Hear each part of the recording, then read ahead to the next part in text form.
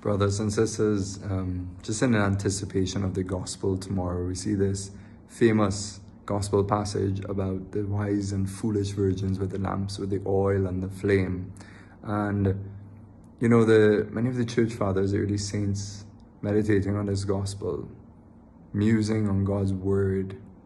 First of all, isn't that amazing that we could muse on God's word, his word, God's communication, his talk, his very self being communicating in the word, that he himself comes in his word and in his presence to us when we meditate on it, and that this happens through mere scriptures, the letters and events and words and instruments of people and the evangelists, and above all, obviously, in Jesus Christ, God who became flesh, that his word that we can meditate on.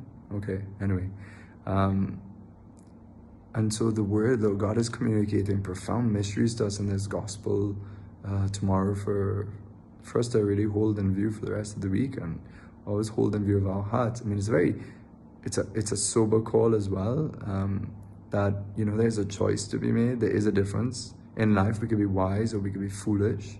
We could have the ways of the world and be foolish and choose this world and live for the pleasures of this world, and therefore not be prepared, and therefore our light, the light of Christ in us, given to us in our baptism, could be extinguished by living foolishly, by extinguishing our union with God. And when the bridegroom comes, you know, he comes and we are who we are. We can't pretend. Our choices will pervade into eternity. And, you know, it's just who we are. What we do shapes the very people that we are and who we become.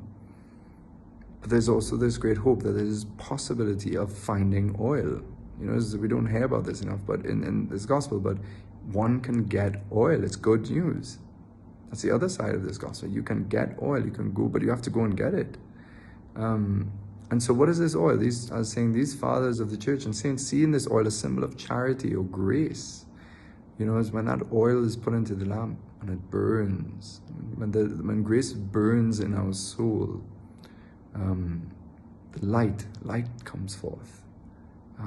You know, we grow in light. When we have light, we could see more clearly. And so that I like to think of oil there as charity, and that light coming forth from that oil is wisdom. And there's a relationship between the experience that we could have in life of divine love and divine wisdom. The two go together and they're inseparable. In fact, for us, wisdom is born from love. It's a very mysterious thing.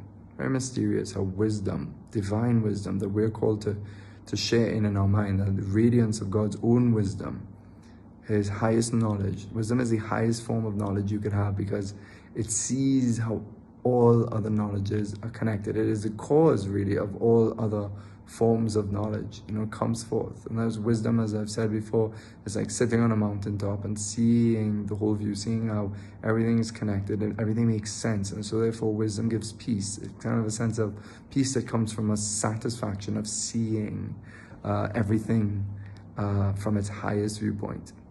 And this is how God sees. You know, he sees everything obviously as he himself is the cause of everything. And he sees everything in himself as the cause of everything. So wisdom is that. But for us, wisdom is born from love. It's this mysterious thing. Because love is God himself. God's nature is love. And so his wisdom and his love are one, really, in God. And so when we love and we grow in love, we grow in knowledge of God, which is to have that wisdom. We grow in just knowing God makes us wise. Truly knowing God makes us wise, and helps us. When we know God, we know what he sees. We get to know him. We get to know we get to therefore have a sense of the things he made, but just because we know him, we get to see as he sees. And even in this life, you know, we see kind of dimly, but we grow in light. We can grow in light. And the more we grow in love, the more we grow in divine knowledge. And then there's this mysterious thing that the more we grow in wisdom also has a relationship to love. It doubles back and it perfects of it. As we see God more clearly, our love will burn for God more clearly. So it's kind of like love for God is wisdom is born from the experience of love of God, but then it also helps us see God and understand his ways and choose his ways. And as we do that, we grow in love. So it's this kind of relationship. Now, of course, where is the place that we go to get this light and this oil? Well, it's Jesus himself in the most holy Eucharist, in the sacraments. But every time we receive the bread of life, we increase in the oil of charity. If we're prepared for Mass, if we have lived in a state of grace throughout the week, and we are, we are attentive, we're loving, when we go to Mass and our hearts are open, we'll be infused with the oil of charity, with that grace, and the lamp, our body, will glow in that sense with light.